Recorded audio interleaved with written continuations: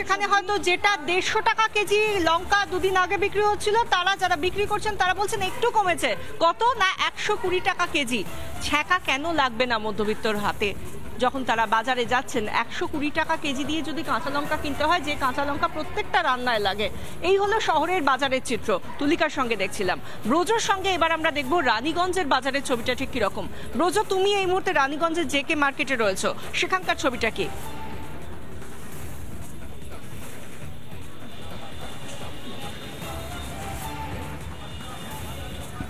ছবি যে মার্কেটে আমি এই মুহূর্তে দাঁড়িয়ে আছি, তোমাকে জানিয়ে রাখি যে সাধারণ মানুষ পকেটে 1500 নিয়ে আসছে, কিন্তু থলি ভর্তি হচ্ছে না।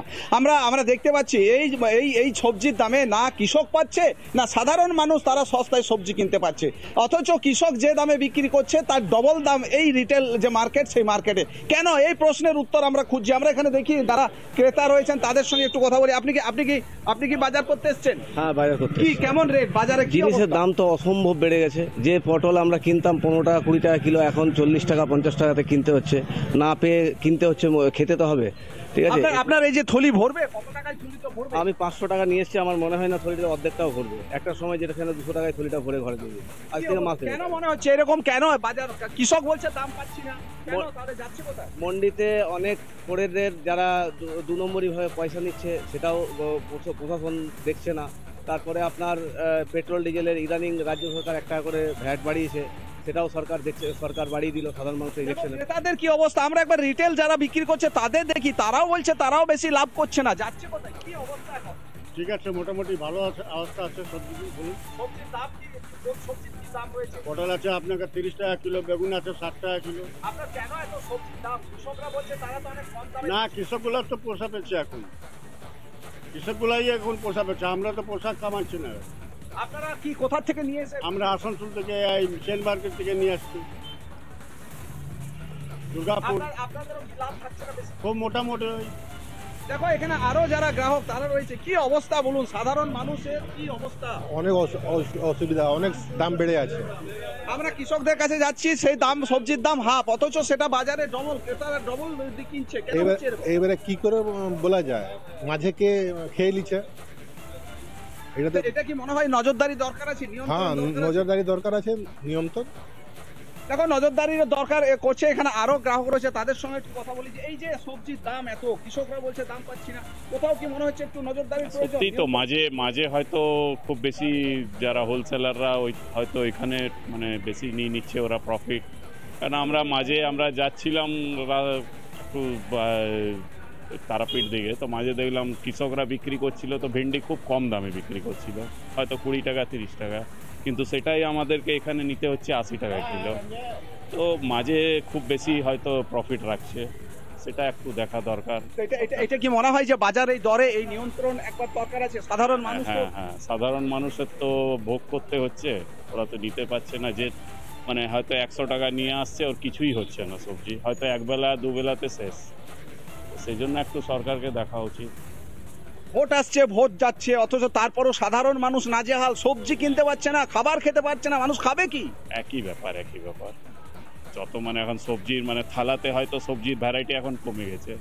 হয়তো 2টো সবজি বা একটা সবজি ভাজা খেতে, এখন একটা সবজি খেয়েই চালাতে হচ্ছে মানুষকে। একেবারে বাজারেও দেখো সাধারণ মানুষের বাজারে কাটছাট পড়েছে। ভোট এসছে, ভোট গেছে, আবারও। তার মধ্যে থেকে দুটো পয়েন্ট খুব গুরুত্বপূর্ণভাবে উঠে এলো। তিনি বলছেন, একজন গ্রাহক তোমার প্রশ্নের সামনে দাঁড়িয়ে বলছেন, এই লাভের গুড়টা কে যে খেয়ে যাচ্ছে ভুতুরে ভাবে, আমরা কেউ জানতে পারছি না।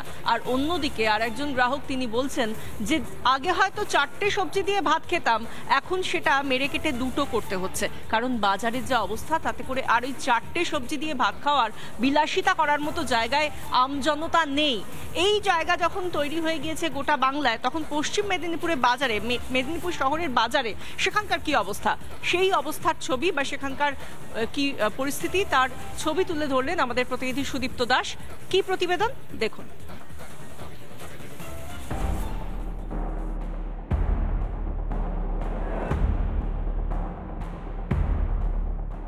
সকাল সকাল বাজারে পৌঁছে গেছি, মেদিনীপুরের রাজা বাজারে।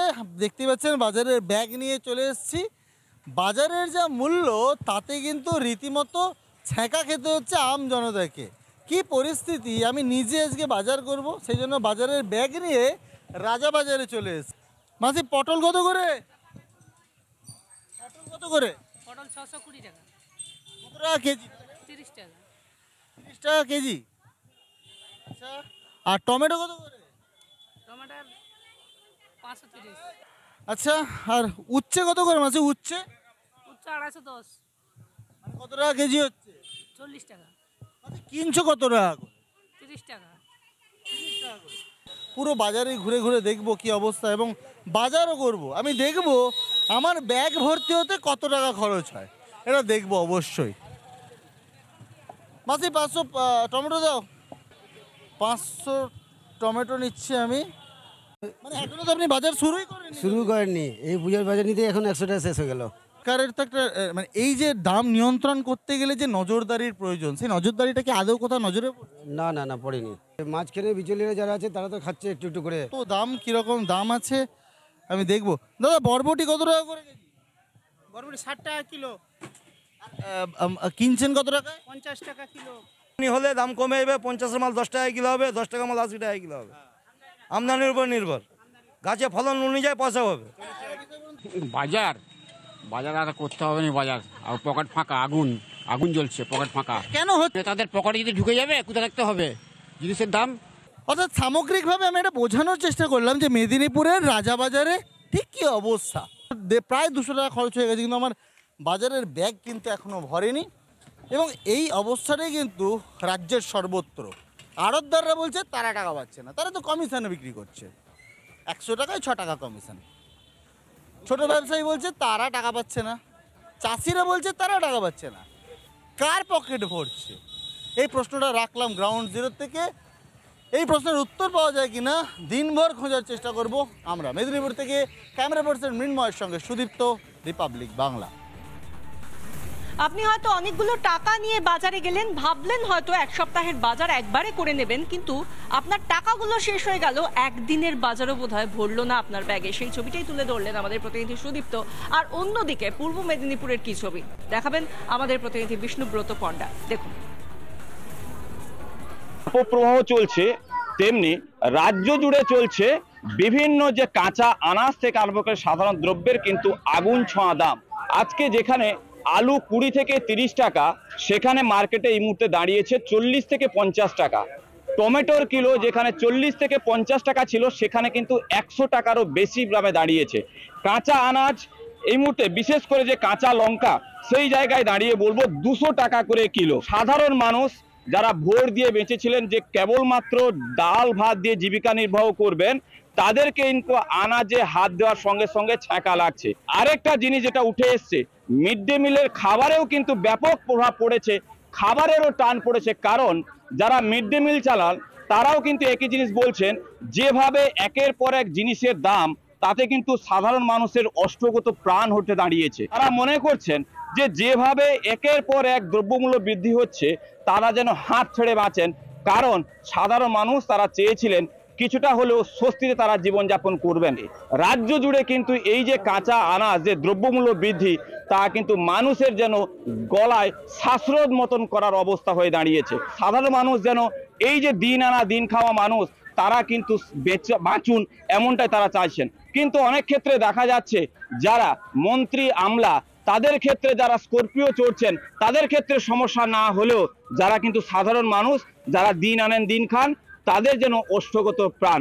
সব মিলে দেখার বিষয় কবে হুঁশ ফিরে। কারণ রিপাবলিক বাংলা মানুষের সাথে থাকে, মানুষের সমস্যার কথা তুলে ধরে। তাই তারা চাইছেন এই দ্রব্যমূল্য বৃদ্ধি যত সম্ভব তাড়াতাড়ি, যাতে মানুষের ক্রয় ক্ষমতার বাইরে যেন না গিয়ে মানুষের সাধ্যের মধ্যে ঘটে। পূর্ব মেদিনীপুর দীঘা থেকে বিষ্ণুব্রত পণ্ডা, রিপাবলিক বাংলা।